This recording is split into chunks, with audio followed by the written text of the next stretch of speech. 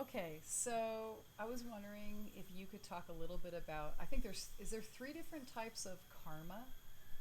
Is it like a past or present or I mean, do you know? Can you talk about any of that? And people are always interested to talk about this I'll topic. do my best. As I understand it, there's what you come into this life with, which is Mm. called pralabha Mm-hmm. karma, which is your destiny. It's what's happening from birth until death, basically, and it's a set sequence of things that are already in play. Mm. It's your destiny that you're Right. playing out this time around. You're born to particular parents. Yeah. You go to certain schools. You have certain friends. You get married. You have kids. You don't have kids. You get married. You Mm. divorce. Mm-hmm. Make money. Lose money. All the different things that happen in your life. Yeah. And then there's a particular time in which you exit. Mm. And according to Vedic astrology, you can you can look at different aspects of someone's life by just their birth time, Mm. and you can see all the different things that are going to be going on within the context of their destiny, Right. which is written in the stars. Right. That's how they say it, Mm. and it's that's the pralabdha karma, Mm. the karma that you come in with. The other karma that I understand, that's a it's called sinchit karma, Mm. which is like a storehouse of karma, of all the different experiences, all the different lives, and Mm. all the different things that you've ever gone through in all of your existence. Mm. And it's in like a big storehouse, a warehouse of all the karmas. And the karmas that you're playing out this time around Mm. is a mixture of all those karmas from your sinchit karma. Mm. So there's, for instance, I heard a story by Ishwarji, and he was saying that he couldn't understand. There was a story about someone who couldn't understand how his child could be blind when Mm. he didn't really do anything, Right. and they looked back into his past lives, and maybe 50 lives beforehand Mm. something happened, Okay. and that created that karma that he was born blind Okay. in that particular karma. Mm. So it's just a way to explain it. I think it's Right. a way to kind of make sense out of what's going on, Mm. and the different mystics have the ability to see, and that's why they're called you know seers. Mm. Mm. And there's a term in Sanskrit called rishi, and it means great seer. Yeah. And they have the ability to see in the past, in the future, and they're fully present and in their own particular karma. Mm. And they have to live their own life Right. as a human being also. Mm. They Ishwar makes a joke that there's the sh sh sh. He said, even if you're enlightened, you have to shit, shave, and shower. So they have the same thing. They some Yeah. of them get married, some of them don't. Some have Mm. kids, some don't. Mm. They have their own particular karma. They have their sicknesses. They have some get cancer, some die of heart attacks, some die in an accident. Mm. They have their own karma to play out, Mm. even though they're enlightened beings. Mm. So as a human being, when we come onto this planet, we have our destiny and we're playing it out. And as our journey, the spiritual journey for us is to go back to that place where we can observe Mm. and watch the movie unfold, our own particular movie Mm. that we are observing in our own life. Whether it's me and you doing this dance of being married and living in Bali and experiencing all the things that we do, and I'm having my own personal experience, Mm-hmm. even though we're as close as any two human beings can get. We're with Mm. each other. We do many things with each other, but I'm still experiencing Your something own completely different, from me. even though I'm sitting here Yeah. in the same place, looking out into the jungle. Yeah. And so we have our own. We see through our own We eyes. see through our own eyes, and in our eyes, the windows that we're looking out from is the consciousness in which we're experiencing this world in which we live in of the five senses. And we're going through this journey and experiencing it the way we need to. And that's our particular karma. And if we're fortunate enough to have an awakening, then we wake up to that place that this is truly a dream. That it's like a dream state that we're living in. And that this small blip of time that we're in this particular life, if we have the opportunity to awaken in this life, we see, oh wow, okay, this is just a temporary kind of dream state. And that's the concept of Maya and living in the illusion. It's not really an illusion, it's real from the perspective of the physical standpoint. Right. If I pinch you, you're going to go, ow, that hurts. You know, there's a physical experience we have. There's a mental, emotional experience that we have. And it's part of having a human experience. Yeah. But yet it's unreal from the standpoint of that we're born and we die. And we just go through this karma, this pralabdha karma, this time around. And again, it's every human being's opportunity to awake, to awaken, and that's what yoga's all about. And all these supplemental philosophies, pranayamas, Ayurveda, all those things are things that help in our journey to make it a little bit more graceful, so to speak. Right. But yoga, the true meaning of yoga is to have an awakening, to come into union with our true self. And our true self is something that's inside, and the journey is from within. And so the Sinchit karma is the storehouse of karma that we, as Ishwar describes it, and I'm taking his word on it because I don't understand, but he said that it's something that we chose from these different things, and we kind of put it together in kind of like a DVD format of like, I'll take a little bit of this and take a little bit of that, and it's a mixture of good and bad. Yeah. If you look at everybody's life, every single human being, it's a mixture of good and bad. Right. It's of course. It's a dualistic experience that we're having. So it's going to be a combination of good and bad. Nobody has all good things happen to them. Right, of course. Nobody has all bad things happen to them. Right, for sure. So depending on previous karmas, you may have, this time around, you may have a pretty cushy life. Right. And that doesn't necessarily mean that you're going to be happier.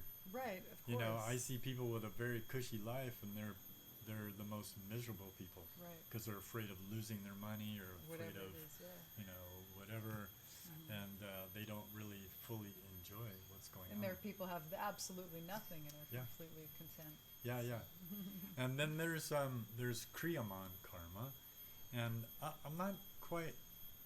It's an interesting concept because there's the pralabdha karma that it's like, okay, destiny is what it is, but yet there's an element that we can create new karma within the realm of that destiny too, which then adds to your Sinchit karma.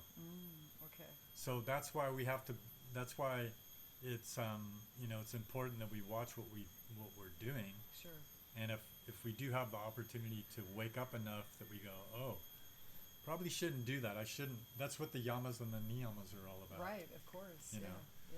Like don't harm, don't steal, don't lie, don't all these things, because they're heavy things that weigh on your own consciousness, and that affects the way that you go about the karma that you're experiencing this time around. So you can add to the overall heaviness of it, and I guess at some point that karma that you're going through, the Kriyaman karma that you're maybe accumulating in this life, will just, again, like I said, add to the Sinchit karma. Now, what's really, like, how do we get out of this mess? Right. Like if we have all these karmas and we're, how are you going to get rid of all the karmas to be liberated? Yeah. Well, the concept and the idea is around meeting a Satguru. And a Satguru is like, that's what I never fully understood it until I heard it from Ishwar, and it's like the concept that I got from my Catholic upbringing. Mm. Like Christ came Mm. to release you of your sins. It doesn't mean that you know, he or she comes and just waves a magic wand and everything's abolished. But they kind of they they come and they kind of awaken you out of your dream, Mm. and in that awakening they take on that karma so that it is kind of abolished. Mm-hmm. That sentient karma is like dissolved, so to speak. Mm. Otherwise, how can you get rid of it? Right. How can you? Otherwise, you'll be in the samsara. Like a loop. You'll be in the samsara hala hala. Mm. The prayer that we do Yeah. with Ashtanga, it's like you're just thrown back into the samsara hala hala. And so that's the prayerfulness of like, please help me to understand how to get out of this quagmire of like doing the same thing, and how do I get out of this mess? Because you look around, you're like, my God, there's so much stuff going on. How do you not get pulled by this and that? Right. And we're all so fragile, Yeah. and we're so vulnerable, and no one's perfect, so we're always failing, and we're always, but we have to just kind of, get up and dust ourselves off, For sure. and carry on and keep praying, for the grace to be there, to allow us to walk gracefully through our karma, in whatever it is, because it's laid out in a particular way. Mm. That you're going to go through ups and downs, and sometimes it's more difficult than others. Absolutely. And you'll go through good periods and not so good periods. Everybody. Yeah. So I don't know if that answers it or I think that's a explains it pretty darn good answer. somewhat. It's a better answer than I could give. But I mean, explore. I mean, that's what I know about it, and I'm still Yeah, I think it's. a baby in all this, and the understanding. But that's what I've gotten from Ishwar Puri, Yeah, and I consider him an enlightened being on the planet now, he is. like an avatar, and One of the he's few, just one full of one love the and few, compassion. One of the few. Yeah, he's an authentic, Yeah. real master that's just pure love. Wants nothing in There's return. he asks nothing. He asks no money, he has no judgment, Yeah, he's nothing. beautiful. He's just, when you sit in front of him, he's just beaming love, and he understands our dilemma, Yeah. and he understands that we have certain karmas that we have to go through. Mm. And I remember when I first met him, I met him in a really, really hard time, like a really dark time. My daughter had just died, Shanti, and somebody sent me an email about him, and we met him in Singapore, and I had like a little picture of Shanti, and I just started bawling, and I just said, my daughter just died, and he just kind of looked at me and kind of smiled, and he said, don't worry, she's taken care of, and it's all okay, Yeah. and I'll make sure that everything's all right. And I was like, who are you? And he was just like so nonchalant about it, and so peaceful and confident, Right. in his own way of like, it's okay, don't worry, life goes on, and I took it in, and years later I was still wallowing in it, but that impacted me. I really saw like, wow, this being, this beautiful gentleman, and I found out later that he had a similar experience. Yeah. Like he was on a bus with his wife in India, and there was a crash, and his son died in the crash, Yeah. and so he went through a similar experience of losing his child. Interesting, not that to go on, but it's all very personal information. But interesting that two of your teachers both had the experience that actually you had. Patabi Joyce also lost a child later on in life. That's true. Yeah. Yeah. It's interesting that it's not something that happens that often. But then two two teachers for you have had an experience that you had as well, Mm-hmm. which is, Yeah.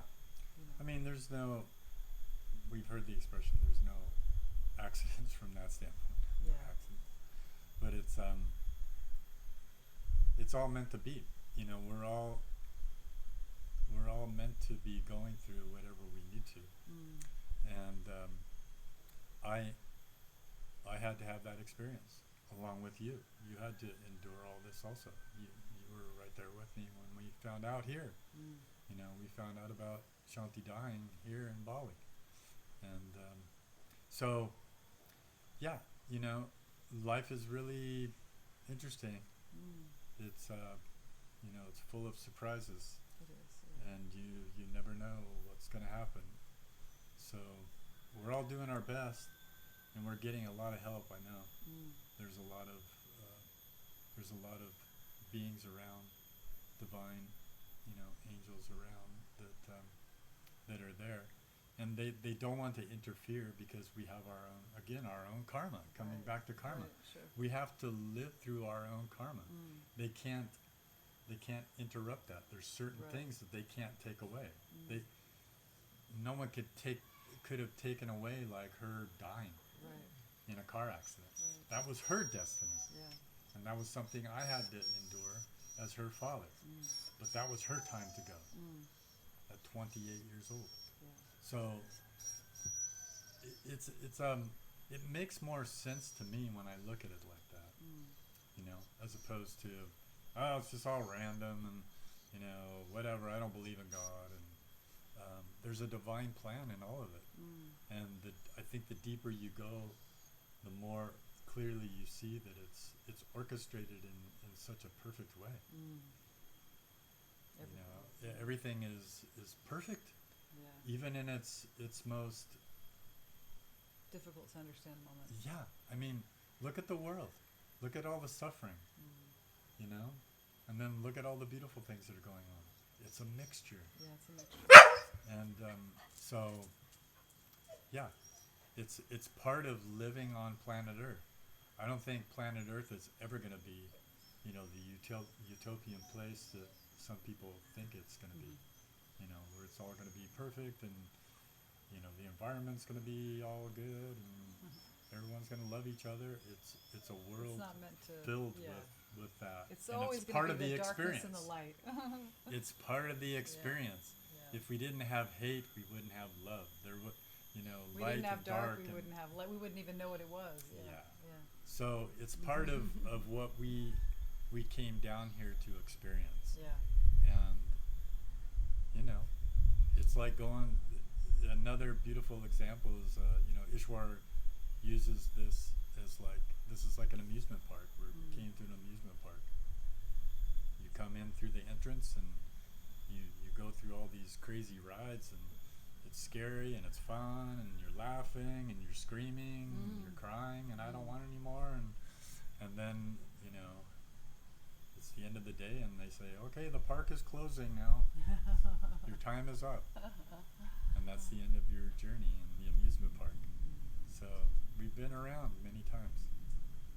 And so, yeah. Thank you. Okay. That was awesome. Yeah, I hope that shed some light on karma. Yeah.